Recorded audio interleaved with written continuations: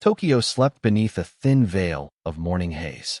It was April 18th, 1942, another quiet Saturday. The cherry blossoms had already begun to fall, their petals clinging to tram rails and soldiers' boots. Radios murmured the same reassuring words they'd repeated for months. Japan was winning. The empire stretched farther each day. The war was distant, somewhere out there, across an ocean too vast for enemies to cross. At 6:30 a.m., a young officer at a coastal observation post wiped condensation from his binoculars. The sea was calm, gray, endless. Then, in the far distance, he saw a glint, something moving low, fast, unnatural. He squinted. There was no mistaking it now. Airplanes. Dozens of them, flying in formation. Impossible, he whispered. They can't be Americans. Hours earlier, far out in the Pacific, the deck of the USS Hornet shuddered beneath the weight of 16 B-25 Mitchell bombers. The air was thick with salt and tension. The ocean heaved under the carrier, waves breaking against the bow. The men aboard knew the odds. They were about to launch heavy twin-engine bombers from a carrier deck, something no one had ever done. And they would have nowhere to land. Colonel James Doolittle stood near the edge, goggles resting on his cap, jacket zipped to the throat. He was 45, a scientist as much as a soldier, famous for testing aircraft others were afraid to fly. His hands were steady, but his thoughts weren't. He glanced at the horizon, gray, endless, and said to his co-pilot, "We're not flying for victory. We're flying to remind them we exist." The wind was fierce, rain slanting across the deck. One by one, the bombers crept forward, engines roaring against the ocean's breath. Deck crews crouched low, soaked, shouting over the thunder. Doolittle's plane was first. At 8:20 a.m., the flagman's arm dropped. The B-25 surged ahead, tires skimming the wet steel, the bow dipping with each swell. For a heartbeat, the aircraft seemed to hang between sea and sky, and then it lifted, the deck vanishing beneath it. The men watching below exhaled as if surfacing from deep water. One by one, 15 more bombers followed. Each leap from the carrier was a small miracle, a dance between luck, wind, and faith. From the last plane, a gunner looked down and saw the Hornet shrinking into the mist, a dark smudge on a steel-gray sea. He knew they would never see it again. Inside Doolittle's cockpit, the noise was deafening. The gauges trembled, the fuel needle already dancing lower than it should. He checked his map, pencil tracing a thin line toward Japan. The plan was simple, if not suicidal. Fly 650 miles to Tokyo, drop 4 bombs each on military and industrial targets, then continue west to China. No one expected to return. At 10 a.m., they crossed the halfway point. A faint voice crackled through the radio, a warning from the fleet. "Japanese patrol spotted you early. Proceed as planned." Doolittle didn't answer. He simply tightened his grip on the control column. They had taken off too soon.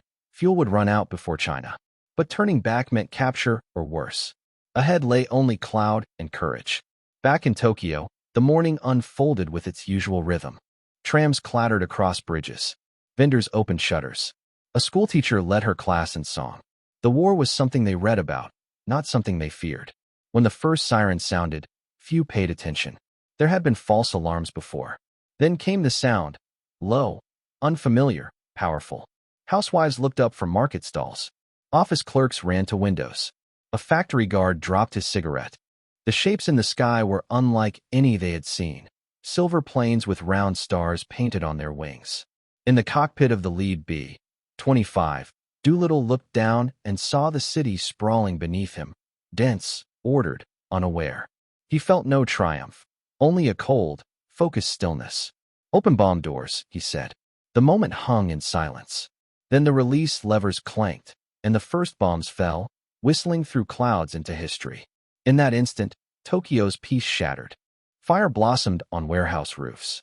Glass rained down on the streets. Panic rippled through the city, disbelief first, then fear. Somewhere, an air raid siren finally found its voice. On the Hornet, far away now, sailors strained their eyes toward the east, toward the invisible men they'd just sent into the storm. A radio man whispered, "God help them." And over the Pacific, 16 black specks moved steadily toward a coastline that had never known enemy fire. Doolittle didn't look back. Ahead, Japan grew larger, brighter, closer. He knew the raid wouldn't change the war's course, but it would change its rhythm. Every revolution starts with a sound no one expects to hear. Where are you watching from? Let me know in the comments below, and don't forget to subscribe to this channel. The first explosions rippled across Tokyo just before noon. Windows shattered blocks away from the impact zones. Dust and smoke rose like columns between the narrow streets. For a few long seconds, no one moved. Then came the chaos. People running, voices shouting over each other, air raid sirens wailing too late to matter. At first, no one believed it was real. Japanese air defenses had been trained to expect attacks from nearby islands, not from the far Pacific. The radar network, primitive and underfunded, never saw the American bombers coming. Some officials even thought it was an accident, a test gone wrong. But when a factory in the Shiba district erupted in flame and the docks near Yokohama were hit, the truth could no longer be denied. The unthinkable had happened. American planes were over Tokyo. From his cockpit, Colonel Doolittle saw plumes of smoke curling upward like ink spreading through water. Below, the grid of streets shifted in and out of view through patches of low cloud. That's it, his navigator shouted over the roar. Target in sight. Doolittle nodded once. Let's make it count. He banked the plane slightly. The bombs dropped clean, vanishing into the haze. Seconds later, the ground flashed. A pale orange burst, followed by another and another. Through the headset came the clipped voices of other crews. Target hit. Pulling north. Over Osaka Bay now. No flak. Smoke rising fast. They're awake. In Tokyo, office workers poured into the streets. A diary found later described it plainly. The ground shook. We thought it was an earthquake. Then I saw the stars on the plains. For the first time since Pearl Harbor, the Japanese capital had been struck. The psychological shock was greater than the physical damage. The city was supposed to be untouchable, guarded by thousands of miles of ocean. The idea that American pilots could appear in its skies seemed like a violation of the natural order. Inside the Imperial General Headquarters, phones rang without pause. Reports contradicted each other. Some claimed the attackers were carrier-based. Others said they came from Siberia. How could they reach us? Demanded General Sugiyama. No one had an answer. In another room, an officer muttered, if they can reach Tokyo, they can reach anywhere. Meanwhile, the American planes turned east, climbing through thin cloud toward the open sea. The adrenaline of the raid gave way to silence. No chatter, no cheering, only the constant hum of engines and the faint smell of fuel. The men knew what waited ahead. Nothing. Doolittle looked over his shoulder at the fuel gauge. It was worse than expected. They had taken off more than 200 miles earlier than planned, and the wind had shifted against them. We won't make it to China, his co-pilot said quietly. Maybe not even the coast. Doolittle didn't answer. His face was calm, but he knew the truth. This was already a one-way flight. Behind him, another B-25 dropped lower, its engines coughing. The pilot, Lieutenant Hallmark, tapped the gauge and swore under his breath. She's dry, he said. We'll have to ditch soon. He turned toward his crew. Grab your gear. If we hit the water, don't wait for me. They nodded without a word. Below, fishermen on a small Japanese trawler looked up at the passing shapes, silver, moving fast. One pointed and shouted. The others froze. America Jean, someone whispered. By the time the coastal batteries responded, the planes were already fading into the mist. Hours later, fragments of debris drifted down near Choshi. A single fuel tank, a torn map. Japanese search parties scoured the coast, but found nothing. The bombers had vanished into the weather. Back aboard his aircraft, Doolittle sat in silence. His mission had succeeded. Tokyo was burning, yet he felt none of the triumph he'd imagined. It's not victory, he wrote later. It's only proof that we could reach them. In the ruins of the capital, fires raged uncontrolled through the night. Civilians filled parks and open fields, staring at the horizon where smoke swallowed the stars. The Emperor's radio engineers worked to keep the broadcasts calm, to insist the damage was minor. But word spread faster than censorship could contain it. People whispered in trains and shelters. If they reached us once, they'll come again. In Washington, news of the strike arrived 12 hours later. The White House released a short statement. American bombers have successfully attacked military targets in Japan. Roosevelt refused to say where they came from. The press speculated, Midway, China, secret islands, but no one guessed the truth. And somewhere over the East China Sea, 16 bombers struggled through cloud and rain, their engines running dry. The radios were almost silent now. Each crew was alone, suspended between darkness and the endless Pacific. Doolittle leaned forward, staring into the black horizon. "If this is the end," he murmured, "at least they'll know we weren't afraid." Moments later, the first plane's engines began to sputter. Another followed. One by one, they descended, into rain, into cloud, into the unknown. Back in Tokyo, the fires kept burning. And for the first time since the war began, Japan realized the ocean was no longer enough. Night fell fast over the East China Sea. The storm clouds swallowed the last trace of daylight, and the wind came in cold gusts that shook the bombers like leaves. Doolittle's B-25 flew blind through rain and static, the altimeter trembling as they lost height. The fuel gauge was nearly flat. He'd ordered the crew to lighten the plane. Maps, guns, anything not bolted down went out the hatch. Even then, the math was merciless. They would never reach China's airfields. "Radio silence," he said quietly. The others nodded. They all knew what that meant. Each man checked his parachute straps twice, some whispering prayers, some just staring into the dark. At 9:20 p.m., the engines coughed, sputtered, and died. The silence that followed was worse than any noise. Doolittle's co-pilot gripped the yoke. "We're out." The colonel simply said, "Jump." They went one by one into the storm. The wind tore at their clothes. The rain stung like gravel. For a few seconds, each man fell alone through a sky that had no ground. Then the parachute jerked open, dragging him sideways through blackness. Below was only the sound of wind and distant thunder. When Doolittle hit the ground, it was soft and wet. He tumbled through a field, mud filling his boots, the parachute collapsing over him like a shroud. He pulled it away, gasping, trying to orient himself. There was no sign of the others. Somewhere far off, he could hear dogs barking, then silence again. Morning brought a gray mist. He found himself on a hillside above a cluster of small farms. China. He'd made it. Barely. His uniform was torn, his ankle swollen, but he was alive. As he limped down toward the village, he saw movement. 2 farmers, wide-eyed, pointing. They were afraid at first, but when he raised his empty hands and said, "American," one of them nodded. They brought him rice and tea, then led him to a barn where another of his crew was waiting, bruised but breathing. Across eastern China, the same scenes played out, some miraculous, some tragic. 15 crews had jumped or crash-landed that night. 2 men drowned at sea. 1 bomber went down off the coast and was never found. Others drifted deep into Japanese-occupied territory, where help meant risking an entire village's life.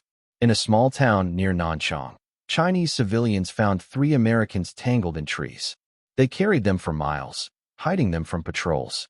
The price of that kindness would be terrible. Weeks later, Japanese troops burned the town to the ground in reprisal, killing hundreds. Doolittle learned about it months afterward and never spoke of it again. For those who fell into enemy hands, the nightmare began at once. 8 crewmen were captured by Japanese soldiers. They were paraded through villages, beaten, then sent to military prisons in Shanghai. The interrogations were brutal. When they refused to give information, 3 were executed. The rest endured years of starvation and torture. One survivor later wrote, "We had bombed Tokyo.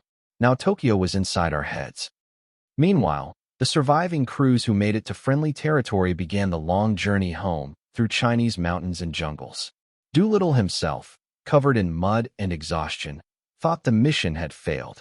"We hit them," he told an American attaché in Chongqing, "but we lost everything." The officer handed him a telegram from Washington. It read, "The mission accomplished its purpose. America is proud." Back in the United States, the story had already taken on mythic weight. Newspapers called it the Doolittle Raid and printed headlines in bold, "Americans strike Tokyo." People lined up outside newsstands, reading the same lines over and over. For a country still haunted by Pearl Harbor, the news felt like air after drowning. But for the men who had flown it, the victory was hollow. They thought of the villages that hid them, the comrades who never returned. One of Doolittle's gunners, Sergeant Thatcher, later wrote in his journal, They called us heroes. But all I could see was the sea swallowing our friends. As Doolittle boarded a transport back toward India, he stood for a moment at the doorway, staring west. The sky was calm now, deceptively gentle. "We didn't win anything today," he said quietly. "We just proved it could be done." In Tokyo, the reaction was fury. The raid had done little material damage but had torn through the illusion of invincibility. The Japanese high command demanded answers. How had enemy bombers reached their capital? Admiral Yamamoto, the architect of Pearl Harbor, was humiliated. His new order was swift and absolute. The next campaign would erase America's Pacific defenses once and for all. His target, Midway. And as his fleet began to gather, somewhere in a hospital bed in China, Doolittle closed his eyes and wondered if he had just lit a fire he couldn't control. In Tokyo's underground war room, the air was thick with smoke and disbelief. Maps of the Pacific lay scattered across the table, marked with red pins that no longer meant anything. No one spoke for several minutes after the reports came in. 16 American bombers, small, slow, impossible machines, had struck the capital of the empire and escaped into the clouds. General Hideki Tojo stood motionless, his hands clenched behind his back. Then, without warning, he slammed his fist against the table. "Find them," he shouted. "Find them all." The order spread through Japan's military network like a shockwave. From Tokyo to Shanghai, from Nanjing to Hangzhou, radio messages crackled through the night. Search the skies, scour the coasts, hunt the foreign pilots who had dared to humiliate the empire. Officially, the government told its citizens that only minor fires had occurred in a few industrial districts. The emperor's broadcasters called it a small enemy intrusion. But inside the general staff, the tone was very different. The humiliation was unbearable. The Americans had done the unthinkable, proved that Japan was not untouchable. Someone had to pay. That someone would be China. By late April 1942, Japanese troops were pouring into the provinces of Zhejiang and Jiangxi, where the Doolittle raiders were believed to have landed. The mission, codenamed Operation Zhejiang, Jiangxi, was simple: destroy every village suspected of aiding the Americans. No mercy, no hesitation. In one small settlement near Linchuan, a Chinese elder named Chun Guoyang remembered the day it began. "We heard the sound of trucks before sunrise," he said years later. Then came the shouting. Soldiers in brown uniforms surrounded the village. They carried torches and rifles, kicking down doors, dragging families into the street. They asked who had helped the pilots from the sky, Chin said. No one answered, so they burned the houses anyway. The fire spread fast through the wooden rooftops. The air filled with the smell of smoke and gunpowder. People tried to run, but the fields were ringed with troops. When it was over, only ashes remained, and a single American parachute tangled in a tree at the edge of the road. The man they had helped was a bombardier named Corporal Chase Nielsen. He had crash-landed days earlier, wounded and half-conscious. The villagers had carried him to a barn, fed him rice, and wrapped his leg in linen. "We thought we were saving a man," Chen said, "but we were saving death." All across eastern China, the same tragedy unfolded again and again. Japanese troops burned more than 20,000 homes, executed anyone suspected of helping Americans, and poisoned wells to deny cover to local resistance. Historians would later estimate that over 250,000 civilians died in the reprisals. News of the massacres traveled slowly through occupied China, passed in whispers, in coded letters, in rumors carried by refugees. It reached the American command weeks later. When Doolittle heard, he said nothing for a long time. Then he whispered, "We paid for our mission in blood, and now in conscience." But in Tokyo, the fury still hadn't cooled. In meetings, generals argued over how the Americans had managed to reach so far. Admiral Yamamoto demanded a stronger naval perimeter across the Pacific. "If they come once, they can come again," he said. His proposal, lure the U.S. fleet into a decisive battle, destroy it, and erase the shame of Tokyo. Tojo agreed. Plans began for a new offensive, one that would stretch Japan's navy toward an obscure coral atoll called Midway. None of them realized they were preparing the beginning of their own end. Meanwhile, the propaganda ministry tightened its grip. Civilians were told that foreign spies had caused the fires, not American bombers. Schoolchildren practiced air drills, learning to crawl under desks at the sound of sirens. In private, though, even the most loyal citizens began to whisper. If the enemy could reach the emperor's city once, could they do it again? At night, over the ruins of the burned districts, the smell of smoke still lingered. Soldiers stood guard among the wreckage, their boots crunching on broken tiles. They looked up at the sky, at the same stars that had guided the raiders home, and wondered what was coming next. In China, survivors buried their dead quietly, without markers, afraid that returning soldiers would see fresh graves and come back. The hills turned green again, but the soil beneath them was black with ash. For the men who had flown the raid, word of the reprisals would haunt them for the rest of their lives. In his later years, Doolittle would visit a memorial to the fallen Chinese villagers. He laid a wreath and said softly, "They saved us, and we couldn't save them." The air around him was silent, heavy with the weight of history. The mission that had lifted America's spirit had broken something deeper on the other side of the world. And somewhere, between pride and guilt, the legend of the Doolittle raid began to change, from a story of daring to a story of cost. They were 8. Out of the 80 men who had flown into Japan, only 8 fell alive into enemy hands. For weeks after the raid, they were ghosts, names on missing lists, faces on briefing room walls. Back home, their families received telegrams marked status unknown. In Tokyo, the truth was locked behind steel bars and silence. Captured across the provinces of Zhejiang and Jiangxi, the men were beaten from the moment they were found. Farmers had tried to hide them. Those farmers were executed. The prisoners were dragged through mud, their hands bound with wire, marched from village to village for all to see. One Japanese officer spat at them and said, "You came to burn our homes. Now you will see how we burn yours." By the time they reached Shanghai, the 8 were barely walking. The Kempeitai, the Japanese military police, took charge of the interrogations. Blindfolds on, hands tied behind their backs, they were placed in cells no larger than coffins. Day after day, the guards shouted questions. Who ordered the attack? From where did you take off? Are there more coming?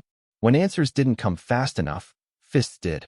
One of them, Lieutenant Robert Meader, later wrote in a hidden scrap of paper, "The nights are the worst. The quiet feels heavier than pain." He was the first to die, malnutrition and dysentery, August 1943. The others buried him in the prison yard, forbidden to speak his name. In Tokyo, the government staged a secret trial. No lawyers, no witnesses, just a declaration that the airmen were war criminals for bombing civilians. The verdict was predetermined. 4 were sentenced to death, the rest to life imprisonment. On October 15, 1942, 3 of the condemned were led into a small courtyard near Shanghai. The guards read a short statement in Japanese, then raised their rifles. The shots were muffled, but the sound carried through the stone walls. The surviving prisoners heard it from their cells. One of them, Corporal Jacob de Chazer, pressed his forehead to the wall and whispered, "God help us." Months turned into years. Disease and hunger became routine. The airmen learned to count time by the sound of footsteps outside their doors, the changing of the guards, the rattle of keys. Sometimes they were forced to kneel for hours, sometimes left alone for days with no food. To stay sane, they recited poetry, prayers, anything that reminded them of home. De Chazer began repeating verses from memory, "Love your enemies." The irony was not lost on him. Outside their prison, the war raged on. Midway, Guadalcanal, the Solomons, but they knew nothing of it. No news reached them, only rumors through the walls, that Tokyo had been bombed again, that American ships were closer. "We didn't know if our country still existed," one survivor said later. "But we refused to believe we'd been forgotten." In Washington, their names faded from dispatches. The War Department listed them as missing in action. Even Doolittle didn't know their fate. He wrote in his report, "Some may have perished, others perhaps in captivity. Their courage speaks for them." Years later, after Japan's surrender, American forces found the surviving prisoners in a Shanghai jail. They were skeletal, barely 70 pounds each, eyes sunken, but alive. When the first Allied officer entered their cell, they didn't move. They thought it was another trick. Only when he said, "You're free," did one of them whisper, "We are." Back home, they were greeted as heroes, but none felt like one. "We didn't win anything in that cell," de Chazer said. We just didn't die. His faith, born in the darkest corners of that prison, would later lead him back to Japan as a missionary. When asked why, he answered simply, because hatred didn't save us. Forgiveness did. In post-war testimonies, the men spoke little of revenge. They spoke instead of silence, the silence of being forgotten, the silence that nearly consumed them. While America celebrated, one said, "We sat in the dark, listening for footsteps." But their captivity had another effect, unseen at the time. The brutality of their treatment reached Allied intelligence through Red Cross reports. It hardened Washington's resolve. President Roosevelt, reading a classified summary, reportedly set the paper down and said, "This war will not end until the Pacific itself is ours." That sentence became more than rhetoric. It became strategy, the slow, relentless drive across the ocean, island by island, until Japan had nowhere left to hide. For the 8 men who had fallen into enemy hands, survival had not been victory. It had been a long, narrow path through cruelty towards something deeper, proof that courage was not the same as triumph, and that even forgotten soldiers could carry the weight of a nation's conscience. And somewhere, high above the Pacific, new squadrons were already training for what came next. Japan celebrated in whispers, insisting the raid meant nothing. Factories reopened, newspapers called it a minor incident, and radio voices smoothed panic into pride. But inside the war rooms, the tone had shifted from fury to fear. The Americans had reached the Emperor's city. If they could do that once, they could do it again. The illusion of distance, of oceans as armor, was gone. In Washington, the news arrived like a tide lifting a stranded ship. People gathered outside newsstands and read the same line twice. American bombers strike Tokyo. For months after Pearl Harbor, the country had lived with clenched teeth and quiet dread. Now strangers shook hands on subway platforms, and shopkeepers taped flags in their windows.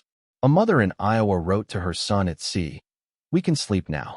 Not because it's over, but because it isn't hopeless."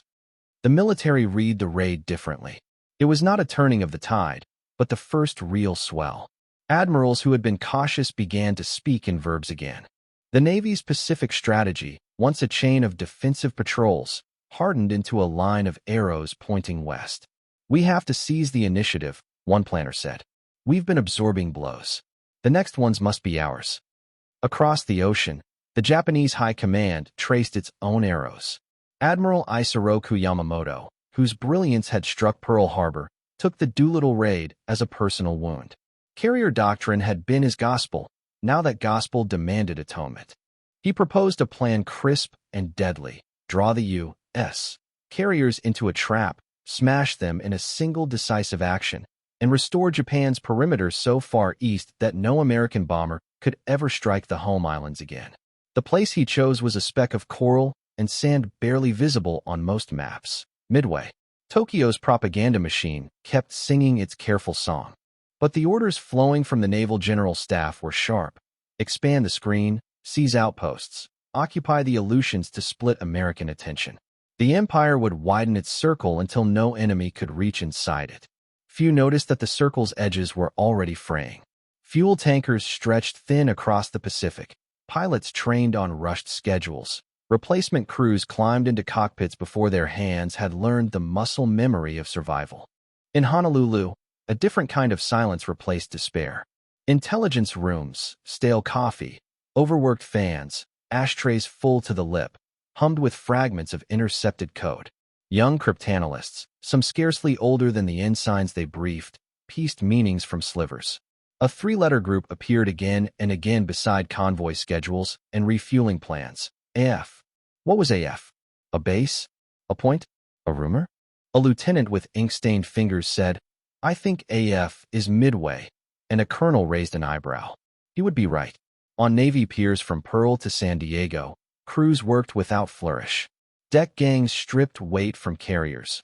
Ordnance men rehearsed loading schedules with the precision of clockmakers. Pilots practiced dawn launches until their eyes burned. The new confidence felt different from bravado. No speeches, no parades, just the quiet certainty that the country had stood up after a punch and found its stance. For the families at home, the change was intimate, not strategic. Factories ran an extra shift because people volunteered. Churches filled for prayers that did not plead but steadied. School children collected scrap metal and believed, fiercely, that tin cans could become wings. A factory foreman outside Seattle wrote in his night ledger, "We're making something they'll feel." Meanwhile, in Tokyo, staff officers marked a date with a red pencil. Early June. The operation would unfold like theater, a feint toward the Aleutians, then the main blow at Midway. They pictured American carriers steaming to the rescue, righteous and blind. In their scenario, victory was geometry, angles of approach, timed strikes, a trap sprung at the far edge of the world. No one in that room could see the variables they could not measure. Broken codes, long-range patrols, a nation that had rediscovered its nerve. Doolittle, back in the United States, found himself paraded in front of microphones he did not want. Reporters asked if the raid had changed the war. He said, "It changed us," and left it there. He knew that courage in the cockpit was only the prologue. The real chapters would be written by sailors and pilots who would not be interviewed at all. By late May, American carriers slipped out of Pearl Harbor under low clouds, their wakes flattening to nothing as they turned north and then east, hauling the weight of a gamble no one would name. On deck, sailors tightened lines and kept their voices low, as if they might alarm the ocean. Pilots checked maps that no longer felt theoretical. Somewhere beyond the horizon, Yamamoto's armada had already begun to move.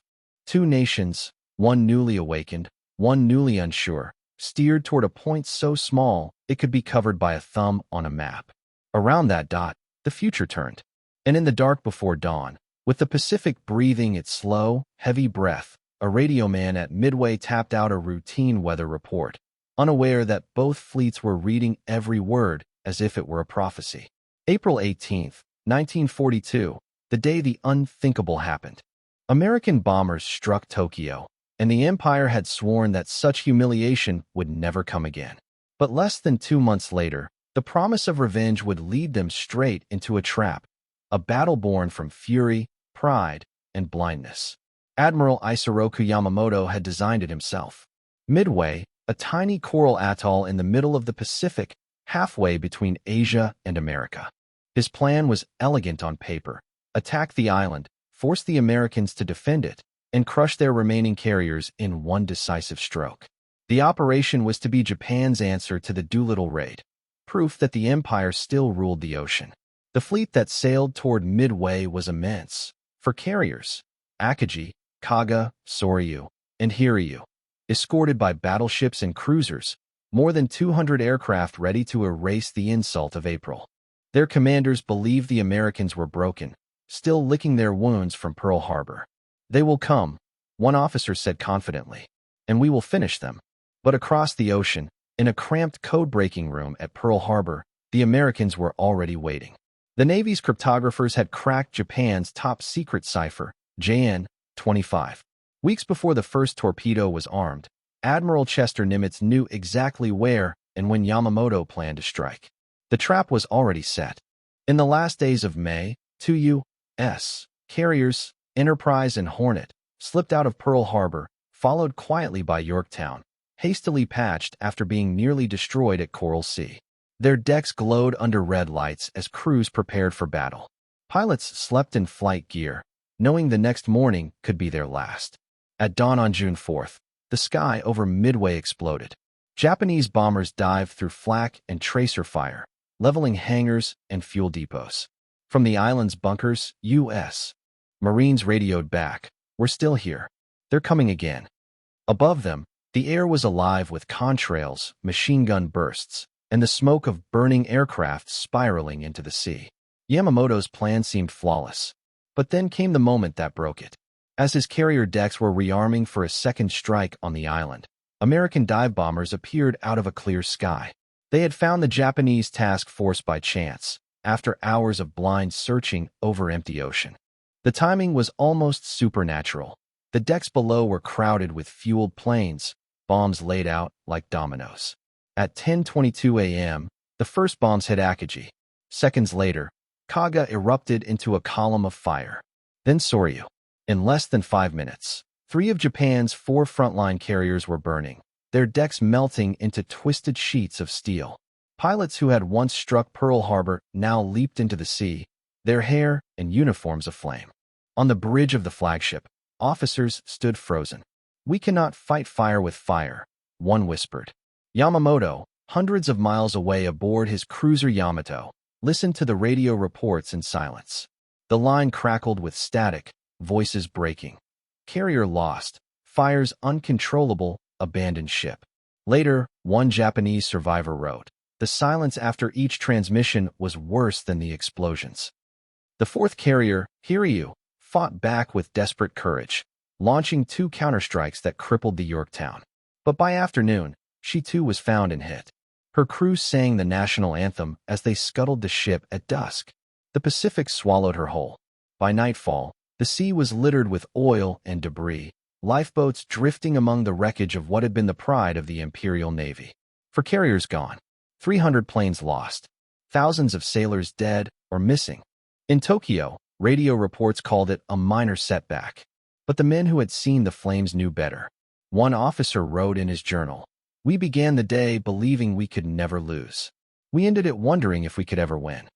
Across the Pacific, Admiral Nimitz read the first coded victory reports with measured calm. He did not smile. "This changes everything," he said quietly.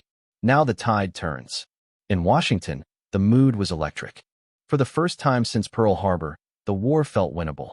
Reporters asked about the Doolittle Raiders, the men whose reckless courage had started this chain of events. In the White House, President Roosevelt received James Doolittle himself. The room was quiet when the president asked, "Would you do it again, Colonel?" Doolittle looked down, his hands scarred from the war, his eyes hollow but steady. He nodded once. "Any day, Mr. President. Any day." Outside, on that humid summer night of 1942, America slept lighter. The ocean that had once seemed endless now carried a different sound, not of defeat, but of return. The empire that had risen on shock and fear had learned what happens when vengeance becomes blindness. Midway was not just a battle. It was the moment Japan began to fall, and the world began to believe again that tyranny could drown. They were the forgotten ones. No headlines, no parades, no homecoming bands. Just names buried in reports stamped classified and filed away in gray cabinets marked missing. For years, their families kept porch lights burning, waiting for letters that never came. The world celebrated Midway, Guadalcanal, the turning of the tide, but somewhere, in cells and jungles across Asia, the men of the Doolittle raids still existed in shadows. When Japan surrendered in August 1945, Allied investigators began combing through captured documents. In a warehouse outside Tokyo, under a tarp, they found a stack of files marked with a red seal, special prisoners. Inside were interrogation notes, execution orders, and photographs of 8 airmen in tattered uniforms. The truth unraveled page by page. What had been rumor became record. For had been executed after a secret trial, others died in captivity. The discovery shocked the teams who read it. These men had struck Tokyo in the first daring raid of the war, vanishing afterward into rumor and myth. Now, their fate was spelled out in bureaucratic ink, sentence carried out at dawn, remains disposed of. Across the Pacific, the U.S. Army traced survivors and witnesses. In Shanghai, a missionary led investigators to a courtyard where 3 shallow graves were found. One of the Chinese villagers present whispered, "They died standing." Another recalled how Japanese soldiers forced locals to watch the executions as punishment for helping Americans. "We could not speak of it for years," he said. "We only remembered where the rain fell that day." For the survivors who came home, emaciated, haunted, alive only by miracle, the news reopened wounds that had never healed. Lieutenant Jacob de Chazer, once a prisoner, read the report in silence. Later he said, "I thought of the men I left behind. Their courage was quiet, but it was enough to shame heaven." In Washington, reporters finally received permission to publish the full story. Time magazine called it the price of courage. Families gathered in living rooms to read aloud the paragraphs that contained their sons' names. Some wept. Others simply folded the pages and placed them on the mantel, beside old photographs of smiling young men in flight jackets. Doolittle himself avoided interviews. When he was summoned to the White House in 1946 to receive the Medal of Honor, he hesitated. Standing beside President Truman, he said only, I accept this not for myself, but for those who did not return. The applause that followed was restrained, almost reverent. The room knew it was not a celebration, it was an elegy. In the years that followed, fragments of the story continued to surface. Letters smuggled from prison were found, written on rice paper, the ink faded but legible. One read, "If this ever reaches home, tell them I'm not afraid. Tell them we did what we had to do." Another ended with a line that became a kind of unofficial epitaph for the raiders. "Some missions are not meant to come back." Historians later estimated that more than 250,000 Chinese civilians were killed in the Japanese search for the downed airmen. Entire villages burned for offering shelter, water, or silence. The Doolittle raid had struck Tokyo, but its aftershock had consumed the innocent far beyond its target. When the truth reached American newspapers years later, it blurred the edges of victory with grief. Yet even through tragedy, the meaning of the mission deepened. It had been small in scale, 16 planes, 16 crews, but its echo reshaped nations. The Japanese high command, humiliated, had overreached toward Midway and lost its empire at sea. The Americans, inspired, found faith in their own endurance. And those few who vanished into enemy hands became the living conscience of the war, proof that bravery and suffering were inseparable threads in the same story. At reunions after the war, the surviving raiders would stand together in silence before raising a silver goblet engraved with each man's name. Those who had died had their cups inverted. Doolittle's hand would tremble as he turned another upside down. "Someday," he would say softly, "there'll be only one left to turn out the lights." But that day had not yet come.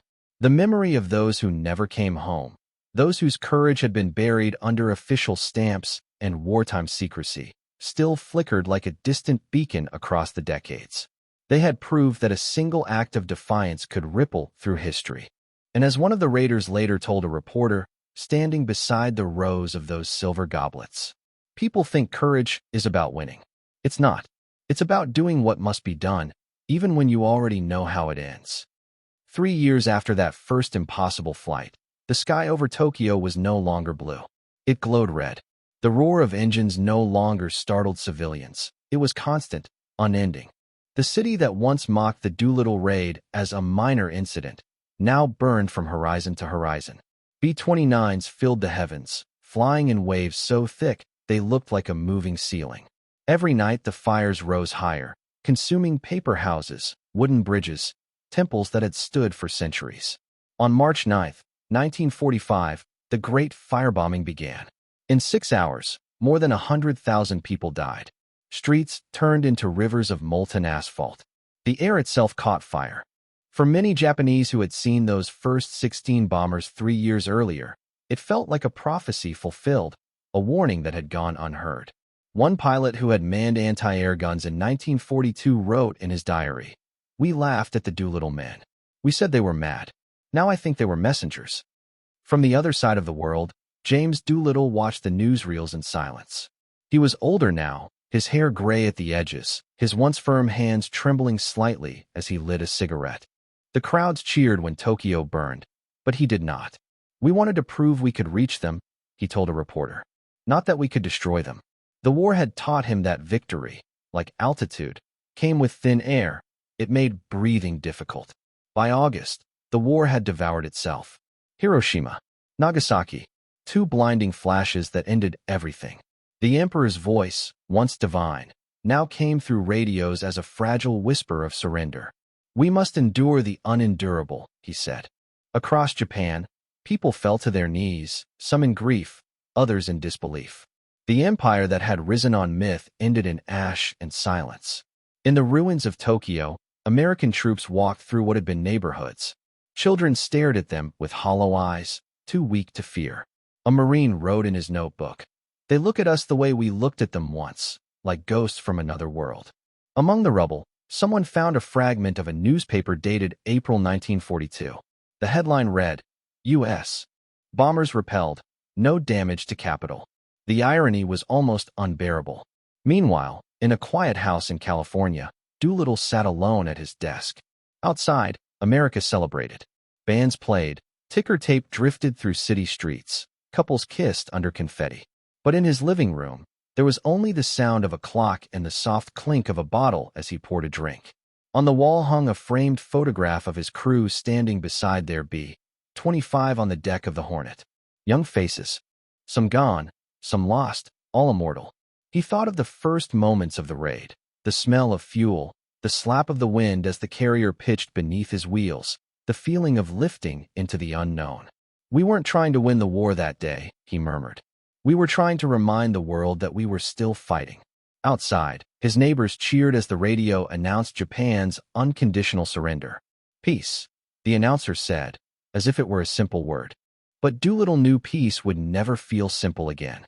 In Japan, a former officer who had witnessed both the Doolittle raid and the final bombings wrote a single line in his notebook. "The war began with fire in the sky and ended with the same fire returning to us." Years later, historians would draw straight lines between those 2 days, the small force of 16 bombers and the vast armadas that followed.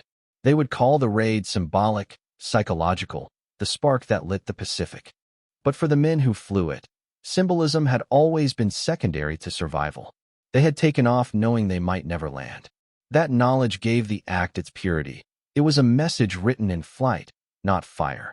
At reunions in the decades that followed, the surviving raiders would gather, older each time, around a wooden case holding 80 silver goblets, one for each man. Each year, they would toast those still alive, then turn upside down the cup of anyone who had passed. The table grew quieter as the years thinned their ranks. When Doolittle died in 1993, only a handful of the goblets remained upright. The tradition ended the same way the raid had begun, in silence, with courage measured not in victory, but in endurance. Looking back, one historian wrote, "The Doolittle raid was not about destruction. It was about belief, about the idea that even when the odds are impossible, a single act of defiance can change the course of nations." And somewhere over the Pacific, in the invisible trails where those 16 planes once flew, the echo remains, a faint hum in the wind, the memory of men who proved that courage can cross any ocean. Because the war did not truly end when the bombs fell, or when the emperor spoke, or even when the flags changed. It ended the moment humanity remembered what fear could not conquer. It ended when the world saw that the sky, once ruled by terror, could again belong to those who dared to believe.